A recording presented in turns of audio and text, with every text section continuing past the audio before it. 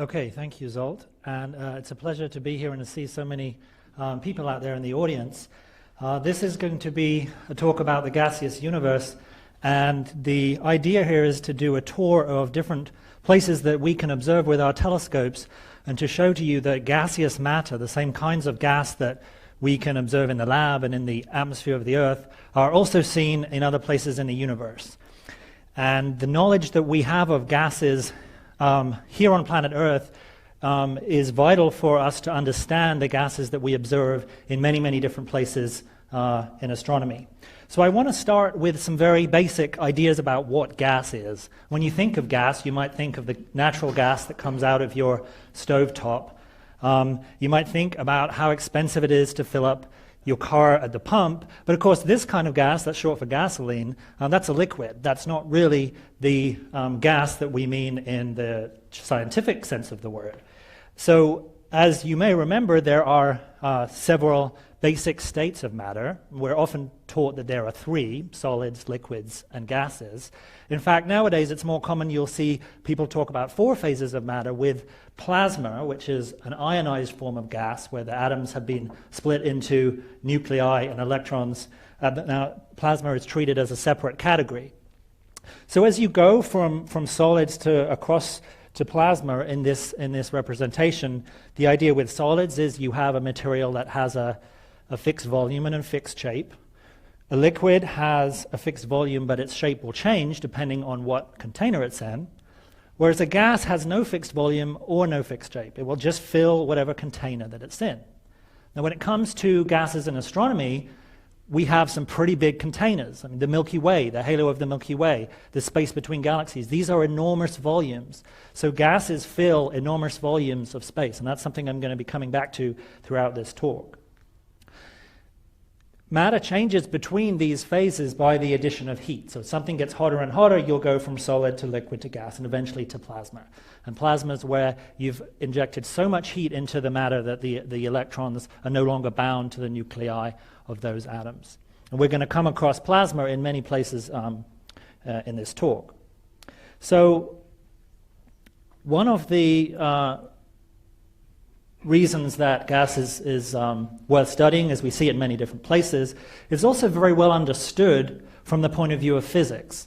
We understand how and why gas emits radiation, and how and why gas absorbs radiation. We can study these things in the lab, and so we can see the same processes happening in astronomy. And it's not just a science that you can do at visible wavelengths that your eye can see. You can study gases all across the spectrum using X-rays and using radio waves and microwaves and many different wavelengths that are a part of the toolkit of modern astronomy. You might wonder, why do I have a picture of a neon sign up here? So a neon sign is a good example of a case where a certain type of atom, a neon atom, is excited by injecting energy into it, and it emits radiation at a very particular wavelength or frequency, and that's the wavelength corresponding to red light. So the parallel with astronomy here is that we can use the colors of light emitted from different places in the universe to identify which chemical elements are present, just like the red of a neon sign tells you something about what chemical elements are present inside it.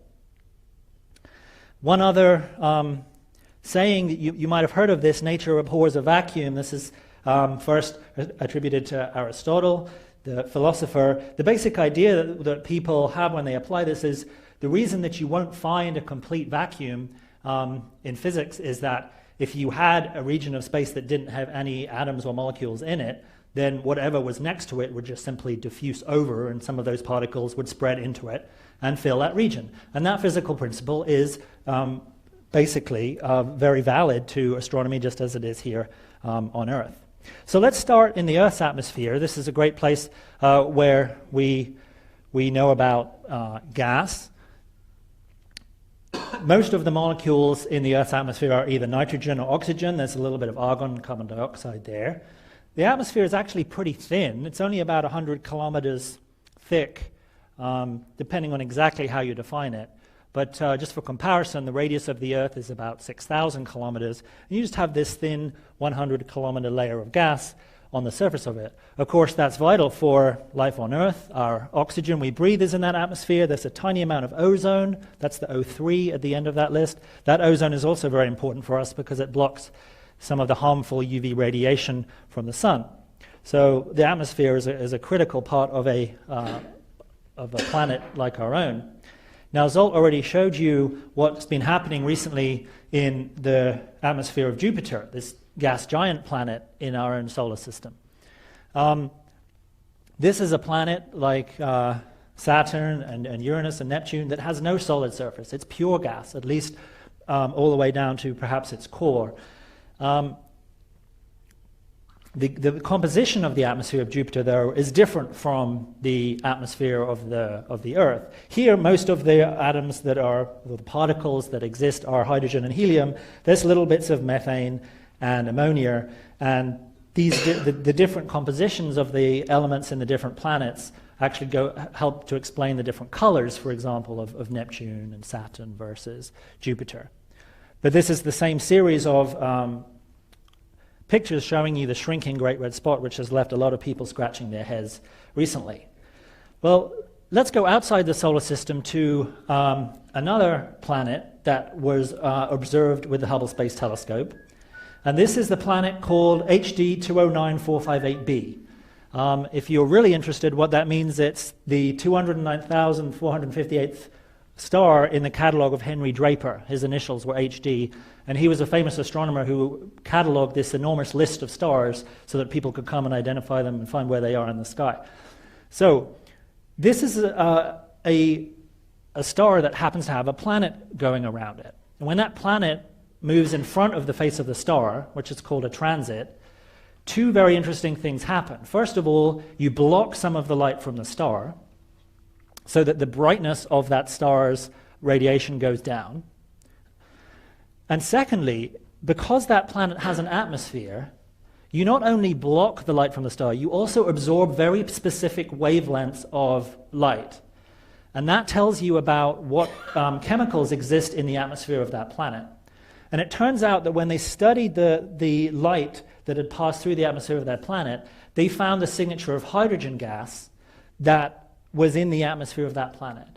This was the first planetary atmosphere outside our solar system. We call that an exoplanet atmosphere, discovered by the Hubble Space Telescope. This is an artist's impression. No one is able to take a high-resolution image of what it looks like.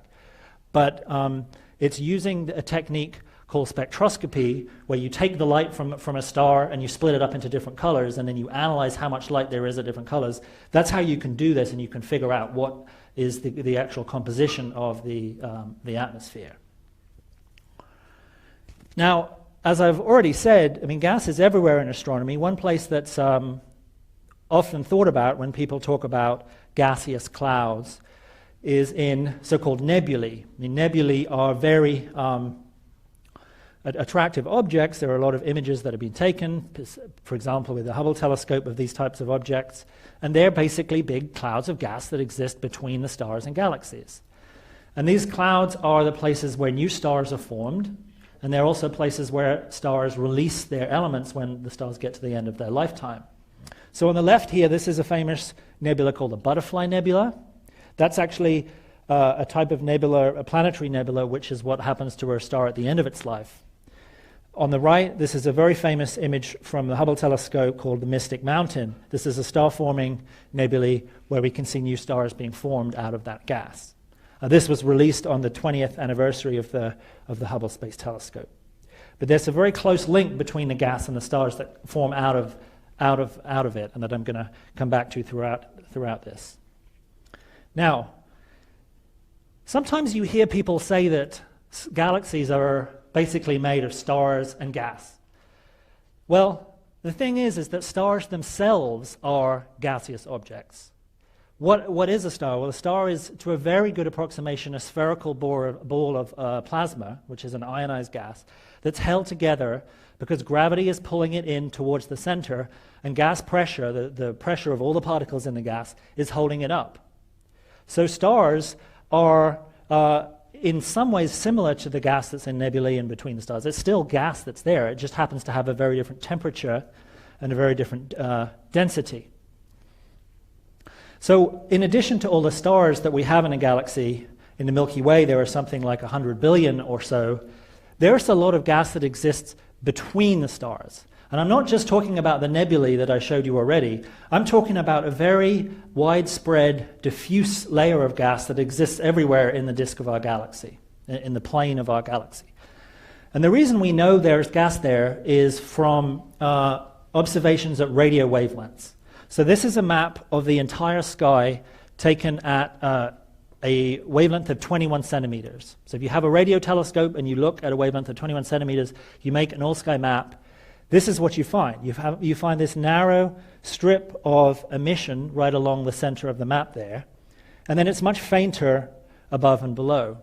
And that's telling you that everywhere throughout the galaxy, between stars, there is a gas, a neutral hydrogen gas. And that gas is emitting these radio waves that we can use to measure how extended that gas is. So now I want to show you a couple of numbers just to give you a feel of how these different places compare when we stack them against each other.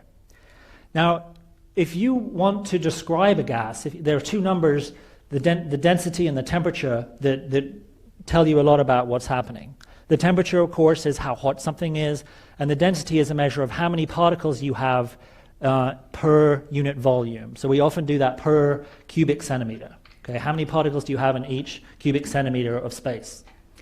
Now, if you start in the atmosphere of the Earth, just take a point at sea level, typical temperature, of course it varies, but on average, if it's, say, 62 degrees Fahrenheit, that corresponds to 290 Kelvin, which is the temperature scale we use in astronomy. If you look at the density of the density of air in the Earth's atmosphere, okay, you find that 1 cubic centimeter of air contains something like 5 times 10 to the 19 particles, mostly nitrogen molecules. That's 50 billion particles, all right? And 1 cubic centimeter is about the volume under the tip of your thumb. So it's amazing to think, even though air seems like it doesn't really have much in it, that region of the air, which has the same volume as the tip of your thumb, it contains about 50 billion particles. What happens if you go to the surface of the sun? That's much hotter, almost 6,000 degrees Kelvin. And it turns out the density there, it's only known kind of approximately, but it's several orders of magnitude, several times lower than it is in the Earth's atmosphere. But if you were to go to the core of the sun, where energy is being produced by nuclear fusion reactions, the temperature is an enormous 15 million degrees, and the density is as high as 10 to the 26. Now, these are all gases or plasmas, but you can just see the huge variety you get between the different places. We can add a couple more lines to this table if we go to interstellar space. I showed you that radio emission from the interstellar space. There, the temperature is pretty warm. It's about 10,000 Kelvin, but the average density is about 1. You have 1 particle per cubic centimeter of interstellar space on average in our galaxy. So what's the difference between the gas in a star and the gas in interstellar space? It's 26 orders of magnitude. So it's 1 with 26 zeros after it. Now, if you go to the intergalactic space between galaxies, the densities are several orders of magnitude lower still, even though the temperature is about the same. So we see this enormous range in what the density of gases is in different places of the universe. Okay, the next thing I want to talk about is our own Milky Way. This is a picture of the center of the Milky Way. Those of you who are amateur astronomers will know this is in Sagittarius. What you're seeing when you look at the center of the Milky Way is all the stars that are unresolved. We can hardly separate them. They form this white glow in the background. And then on top of that, you have the dust lanes, the brown clouds that block the light from the stars behind. It turns out that beyond the Milky Way, there's only 3 galaxies that you can actually observe with the naked eye. 2 of them are the so-called Magellanic Clouds. The large Magellanic Cloud, which is in the top right of this image, and the small Magellanic Cloud that is down here. And this is an optical view, so this is what you see if you look at the Magellanic Clouds with the visible light, okay? Now, the Magellanic Clouds were named after the famous explorer Ferdinand Magellan, who is well known for leading the first circumnavigation of the Earth. In fact, in a few years, we're going to come up on the 500th anniversary of that journey around the Earth. He didn't make it all the way around. He actually died in the Philippines before he got back to Europe, but then the rest of his crew continued the tour and brought his ship back home. But the Magellanic Clouds were named after him, and the name has stuck ever since. Now, compared to the Milky Way, these clouds are pretty small. I mentioned the Milky Way has about 100 billion stars. The Large Magellanic Cloud has something like 3 billion, and the Small Magellanic Cloud has 300 million. In terms of distances, you may be familiar with light years, how many years it's taken the light to travel to us from those galaxies. You're talking about 160,000 or so for the Large Magellanic Cloud, almost 200,000 for the Small Magellanic Cloud. Those numbers look huge, but in terms of how far away most galaxies are, these are really close by. These are in our backyard. Now, what happens if you look at these objects with different wavelengths? So let's say we take a radio telescope. This is actually an array of radio telescopes down in Australia Telescope Compact Array. If you look at the Magellanic Clouds with something like that, you're going to see a very different picture. This is an idea of what the gas in the Magellanic Cloud, the Large Magellanic Cloud, the LMC, looks like in radio emission. You can see all this very detailed structure, all these clumps, all these gaps in the gas. And this is the brightest parts where there are the highest concentrations of gas. That's where you're going to get new stars forming. Now, there's another thing you can do, which is you can say, well, let's put the radio emission on the same scale as this map. So instead of using optical light, I'm just going to put the exact same region of the sky and show what does the radio light look like. When you do that, this is what it looks like. The really neat thing here is that the gas that you see in the radio emission actually covers much more space than the stars do, right? So if I go back to the stars quickly, they're much more confined. The gas is more extended, and there's even a bridge of gas between the two Magellanic Clouds. They're connected. So there's a common envelope of material between them, and you wouldn't have known anything about that if you hadn't been able to look at radio wavelengths. That's called the Magellanic Bridge. Now, not only is there this envelope between the clouds, it turns out that there's a huge stream of gas behind the Magellanic Clouds as they orbit the Milky Way, because these two galaxies are falling around the Milky Way. They're in the gravitational field of our own Milky Way galaxy. And as they come in towards the Milky Way, they're producing a huge stream of gas, which is called the Magellanic Stream. Now, this is another all-sky map where you've got the disk of the Milky Way along the center. So along the equator, the white glow that you can see there is the starlight from our own galaxy. This is where the Magellanic Clouds are over here, the SMC and the LMC for the small and the large. And what we see in radio light is this enormous tail of material that comes all the way down through the South Pole and up to the other side of the galaxy. And it also continues up in front of the clouds. Now, just to give you an idea of how big that is, I can put the continents of the Earth on the same scale, because we measure longitude and latitude to measure where things are on a map on the surface of our planet. In astronomy, we do the same thing for the galaxy. We have galactic longitude and galactic latitude. Why am I doing this? I'm just showing you how there is an enormous stream of gas that covers about half of the entire sky. You can see, if you compare it to where the continents are, you've got the Magellanic Clouds down there in the Indian Ocean somewhere, and the stream comes through Antarctica and all the way up the coast of South America. It's enormous. If you were to look outside of our galaxy and look back towards us, you might see something like this. You've got the two Magellanic Clouds shown there that are losing huge amounts of gas. And this Magellanic Stream is just extending behind them. And as I said, they're responding to the gravity of the Milky Way. What's going to happen to all this gas is eventually it will be able to accumulate and fall onto the Milky Way. So the Milky Way is the big winner in all of this. These two little dwarf galaxies are being stripped of the gas that they have, and that gas is going to end up coming into our own galaxy, where it may eventually be able to form stars.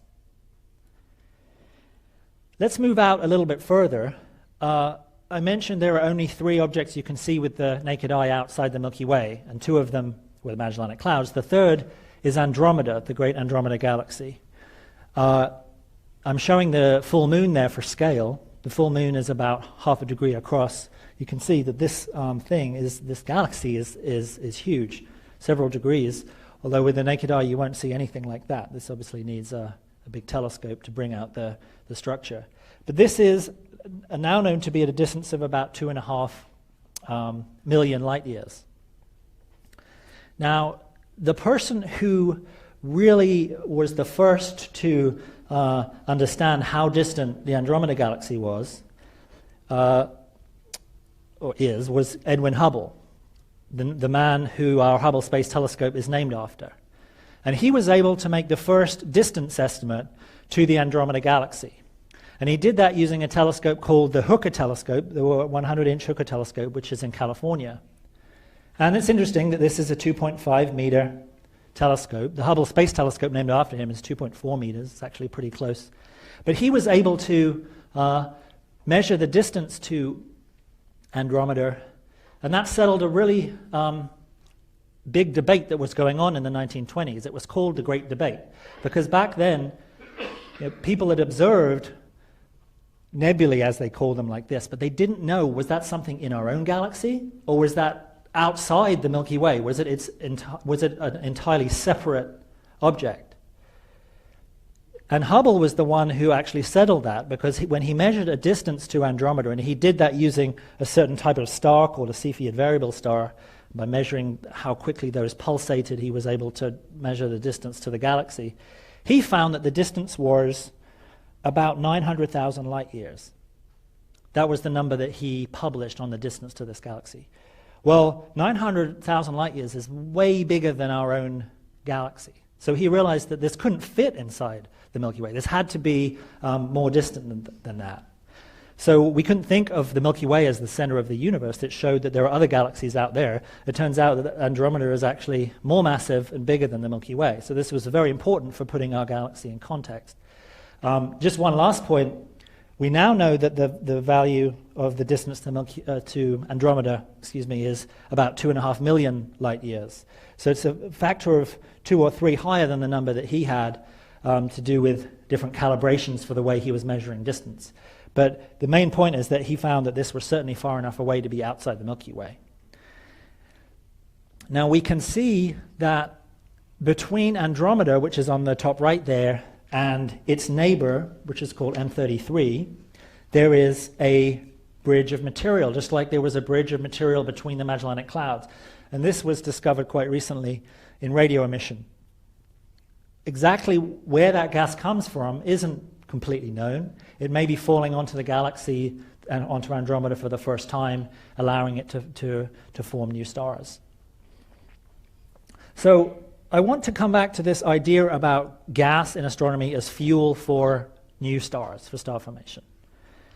Because just as you'll put gas in your car and you'll get motion out of it, you can put gas in the form of interstellar gas into a galaxy and you'll form new stars. Okay, that's the idea I have about fueling a galaxy from gas. Now, there are cycles that go on within galaxies where new stars form out of interstellar gas, and once they get to the end of their life, they can return the gas back into the space around them. But the gas that's been cycled through stars is different than the gas that they formed out of. And the main difference is that the composition, the chemical elements that make up that gas have changed because the stars have produced new elements. All the chemical elements that we study and we put in a periodic table that a chemist would show you are ultimately synthesized in the cores of the central cores of stars. Now, astronomers like to make simplifications. And sometimes you'll see an astronomer turn a periodic table into something like this. Everything from lithium up, which is the third element up in the periodic table, they'll just refer to as metals or heavy elements. So you've got hydrogen, the first element, you've got helium, the second element, those are the two at the top, and then everything else is referred to as metals. Now you might say, why? How on earth can you do that? The reason is that hydrogen and helium are thought to be produced very early on in the universe, right after the Big Bang. All the hydrogen and helium atoms were synthesized at that time. But everything else that's called metals here is mostly produced, I say everything, but some of the lithium and boron might have been produced earlier on, but to a very good approximation, all the other elements come from the cores of massive stars. And this is studied by people who look at stellar evolution, the way that stars change as time goes on and they run out of fuel.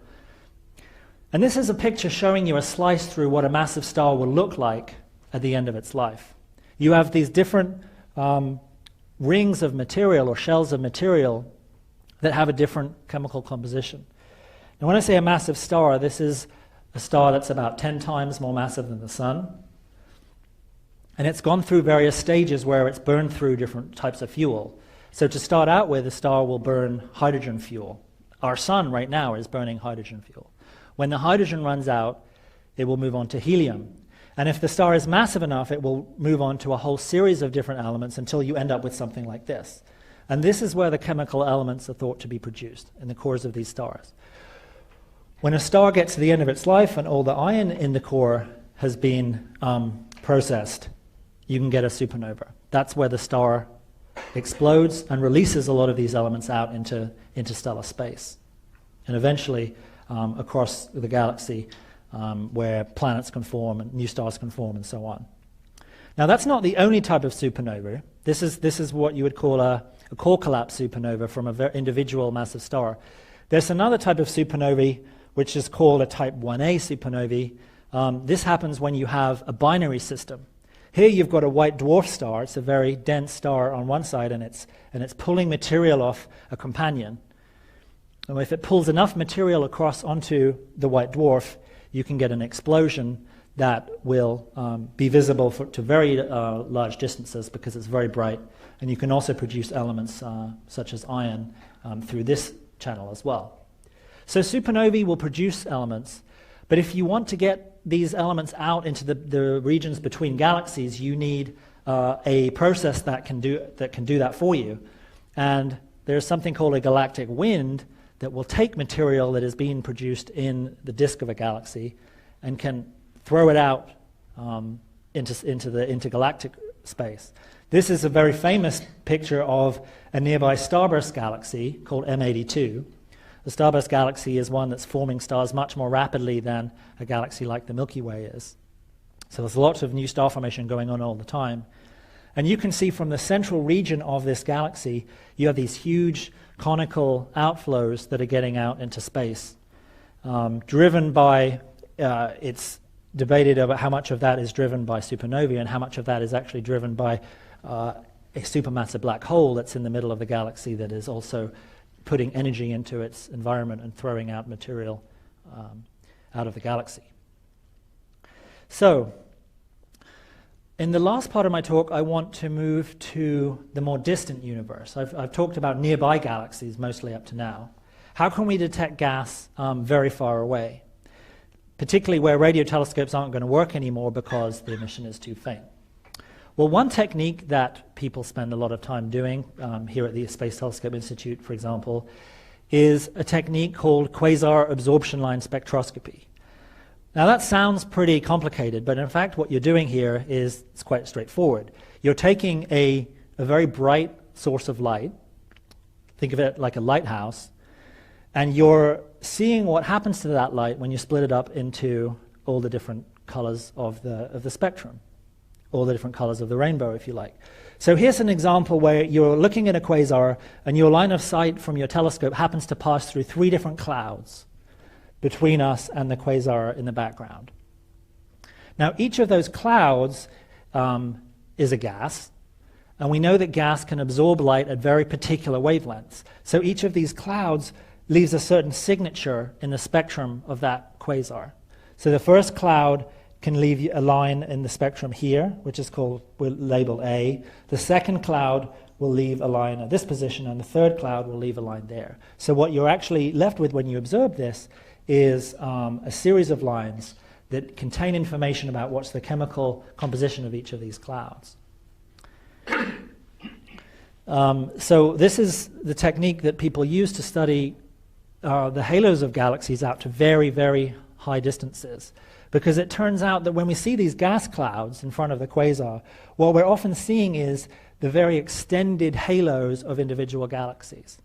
The galaxies have these very faint but large halos that give you this absorption signal, even though you can't see the stars there. And so you can't see them shining at you. You have to detect them through these other methods.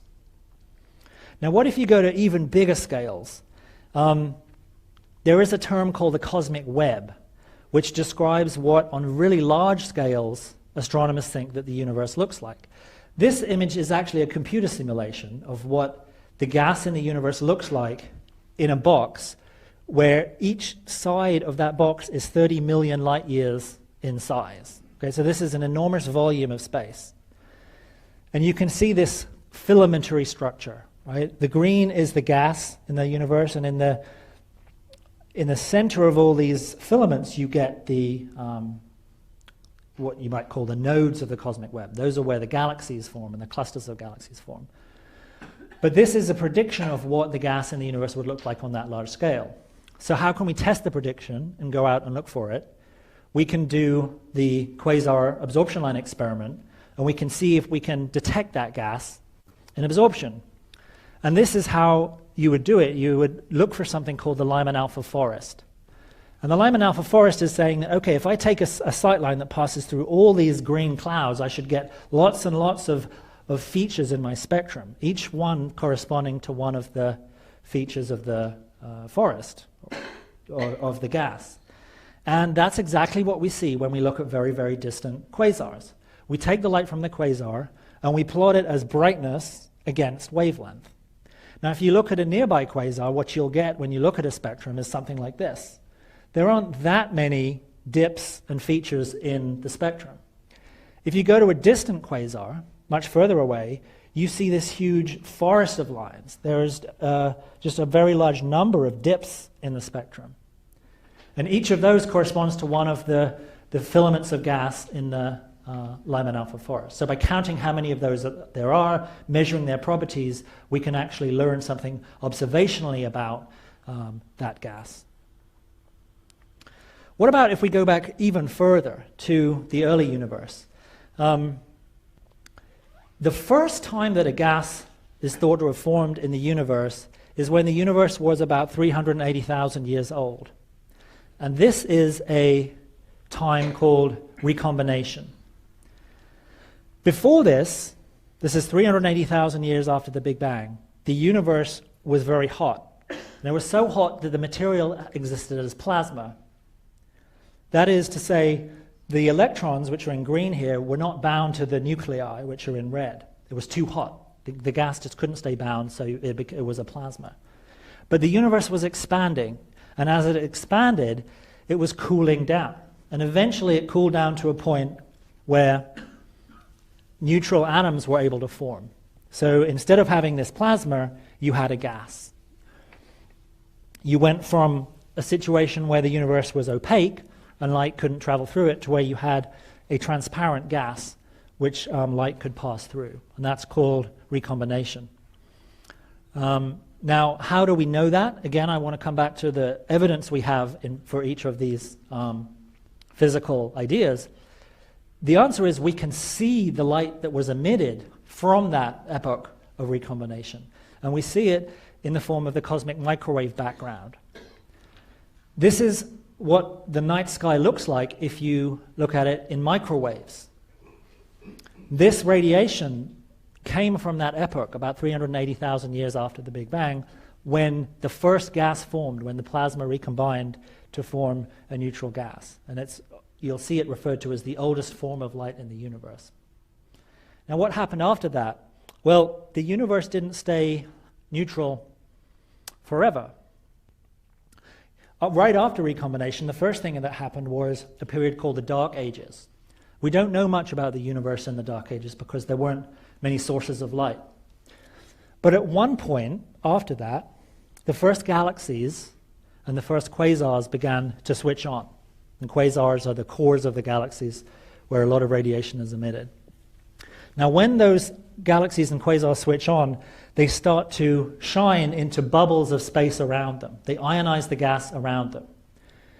And so you're producing these bubbles of gas. And eventually, as time passes further than that, the bubbles start to overlap, and you reach a point where all of the space between galaxies, all the intergalactic space, is ionized. So this whole process is called reionization. So the universe started out ionized very early on, and then it became neutral, and then when the galaxies switched on, it became ionized again. So you have this trend going from neutral to ionized as cosmic time has progressed. So just before I finish up here, I wanted to mention that one other reason that we're interested in gases is that most atoms in the universe are in gases. Compared to all these different forms of astronomical matter I've shown you, solids and liquids really account for a very small fraction of all the regular matter that exists in the universe. So with that, I'm going to end, and I'm going to put up this picture of the so-called Monkey Head Nebula that was released earlier this year, and ask you if you have any questions. So thanks for your attention.